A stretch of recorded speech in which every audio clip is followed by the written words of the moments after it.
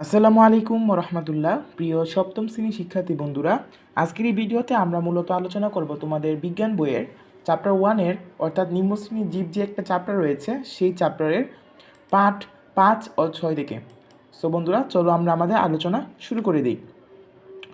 আমাদের আজকে আলোচনার মূল বিষয় হচ্ছে ছত্রাক, শৈবাল ও এমিবা নিয়ে। ছত্রাক ছত্রাক সমাঙ্গদেহী ক্লোরোফিলবিহীন অসবুজ উদ্ভিদ। ক্লোরোফিলের অভাবে এরা সালোক সংশ্লেষণ করতে পারে না, তাই এরা পরভোজী অথবা মৃতভোজী। পরবর্তী ছত্রাক বাসি, পচা খাদ্যদ্রব্য, ফলমূল, শাকসবজি, ভেজা রুটি বা চামড়া, গোবর ইত্যাদিতে জন্মায়। মৃতভোজী ছত্রাক মৃত জীবদেহে বা জৈব পদার্থপূর্ণ মাটিতে জন্মায়। ছত্রাকের অর্থনৈতিক গুরুত্ব। পেনিসিলিন সহ বহুমূল্যবান ঔষধ ছত্রাক থেকে পাওয়া যায়। পাউরুটি তৈরিতে ইস্ট নামক ছত্রাক ব্যবহার করা হয়। ইস্ট ভিটামিন সমৃদ্ধ বলে একে ট্যাবলেট হিসেবেও ব্যবহার করা হচ্ছে। তারপর হচ্ছে অ্যাপারিকাস নামক এক ধরনের মাশরুম শৌখিন খাদ্য হিসেবে বিবেচিত। বর্তমানে আমাদের দেশ সহ বহু দেশে এর চাষ করা হয়। আবর্জনা পচিয়ে মাটিতে মেশাতেও ছত্রাকের ভূমিকা রয়েছে। মানুষ, জীবজন্তু ও উদ্ভিদের বহু রোগের জন্য দায়ী এই ছত্রাক। দাঁত, ছুলি বা ছোলম ও মানুষের শ্বাসনালীর প্রদাহ ছত্রাকের সংক্রমণে হয়ে থাকে। ছত্রাক আলোর বিলম্বিত দশা রোগ, পাটের কালো পট্টি রোগ, আখের লাল পচা রোগ সৃষ্টি করে। এরা সহজেই কাঠ ও বেত বা বাঁশের আসবাবপত্র পচিয়ে আমাদের ক্ষতি করে থাকে।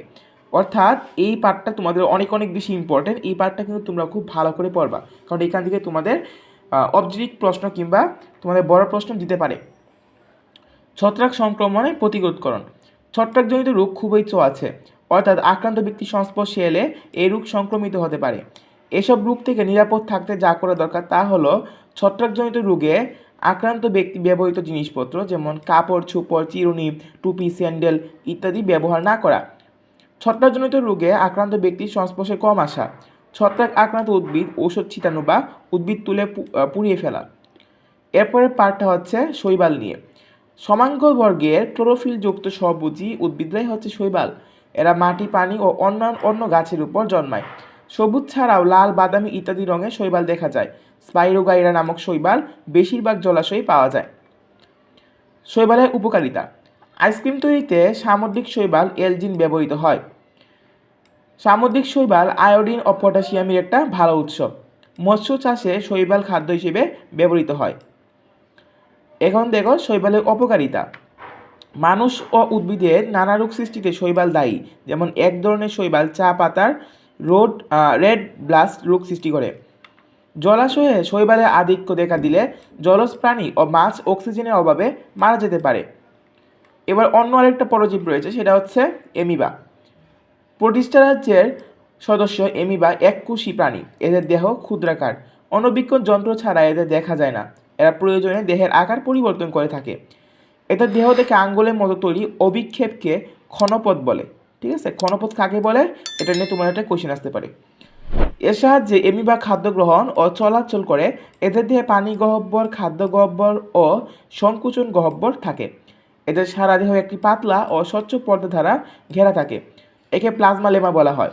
এমিবা পানিতে, ছেঁচেতে, মাটিতে, পুকুরের তলায় পচা জৈব আবর্জনার মধ্যে জন্মে থাকে। এবার দেখো নেক্সট রয়েছে অ্যান্টামিবা। অ্যান্টামিবা প্রতিষ্ঠা রাজ্যভুক্ত আরেক ধরনের এককোষী জীব। খালি চোখে এদের দেখা যায় না। এদের দেহের কোনো নির্দিষ্ট আকৃতি নেই, কারণ এরাও সর্বদাই এমিবার মতো আকার ও আকৃতি পরিবর্তন করতে থাকে। এদের দেহ স্বচ্ছ জেলির নেয়, তবে কখনো কখনো প্রতিকূল পরিবেশে এরা গোলাকার শক্ত আবরণে নিজেদের দেহ ঢেকে ফেলে। এ অবস্থায় একে সিস্ট বলা হয়। এ অবস্থায় একে সিস্ট বলা হয়। আমাশয় রোগ সাধারণত দুই ধরনের, এমিবিক ও বেসিলারি। বেসিলারি আমাশয়ের কারণ এক ধরনের বেসিলাস ব্যাকটেরিয়া। আর অ্যান্টামিবা নামক এক ধরনের এককোষী প্রাণীর আক্রমণে এমিবিক আমাশয় হয়ে থাকে। সো এটা তোমাদের কিন্তু অবশ্যই মনে রাখতে হবে, কারণ এখান থেকে তোমাদের প্রশ্ন আসতে পারে যে আসলে বেসিলারি আমাশয় কোন ব্যাকটেরিয়ার কারণে হয় আর এমিবিক আমাশয় কোন প্রাণীর কারণে হয়ে থাকে। এরা পরজীবী হিসেবে মানুষ, বানর জাতীয় প্রাণী, বিড়াল, কুকুর, শূকর, ইঁদুরের গৃহযন্ত্রে বাস করে। অ্যান্টামিবা কোষ বিভাজন ও অণুবীজ সৃষ্টির মাধ্যমে বংশবৃদ্ধি করে। অর্থাৎ অ্যান্টামিবা দুই ধরনের বিভাজনের মাধ্যমে কিন্তু তার বংশবৃদ্ধি করতে পারে। একটা হচ্ছে কোষ বিভাজন এবং অন্যটা হচ্ছে অণুবীজ বা স্পোর সৃষ্টি। স্পোরুলেশন পদ্ধতিতে একটি কোষের প্রোটোপ্লাজম বহুখণ্ডে বিভক্ত হয়ে ক্ষুদ্র ক্ষুদ্র অণুবীজ বা স্পোর গঠন করে। অনুকূল পরিবেশে এরা প্রত্যেকে একটি নতুন অ্যামিবা হিসেবে গড়ে ওঠে। অ্যান্টামিবা এক ধরনের আমাশয় রোগের জন্য দায়ী। বলতো কোন আমাশয় রোগের জন্য দায়ী? এই যে উপরে দেখা রয়েছে অ্যামিবিক আমাশয়, অর্থাৎ অ্যামিবিক আমাশয়ের জন্য দায়ী হচ্ছে অ্যান্টামিবা নামক পরজীবীটা। রোগী রোগ জীবাণুটি কোনো লক্ষণ ছাড়াই কিন্তু বহন করে। অ্যামিবিক আমাশয় সম্পূর্ণরূপে নিরাময় করা খুব কঠিন। উপযুক্ত চিকিৎসকের পরামর্শ নিয়ে ওষুধ খেলে এই রোগ সেরে যায়। সো এই ছিল আজকের ভিডিও। আজকের ভিডিওটা অনেক বেশি ইম্পর্টেন্ট, তোমরা অবশ্যই ভালো করে পড়বা, কারণ এখান থেকে তোমাদের অনেক বেশি কোয়েশ্চেন আসার সম্ভাবনা রয়েছে। অর্থাৎ দেখা যায় প্রতি পরীক্ষায় তোমাদের এখান থেকে একটা কোয়েশ্চেন কমপক্ষে থাকে, বড় প্রশ্ন। সো আজকের মতো ভিডিও আমরা এখানে বিদায় নিব। নেক্সট ভিডিওতে আমরা পার্ট 8, 9 পড়ব। সো আজকের মতো এখানে বিদায় নিচ্ছি। সবাই ভালো থাকবা। আল্লাহ হাফেজ।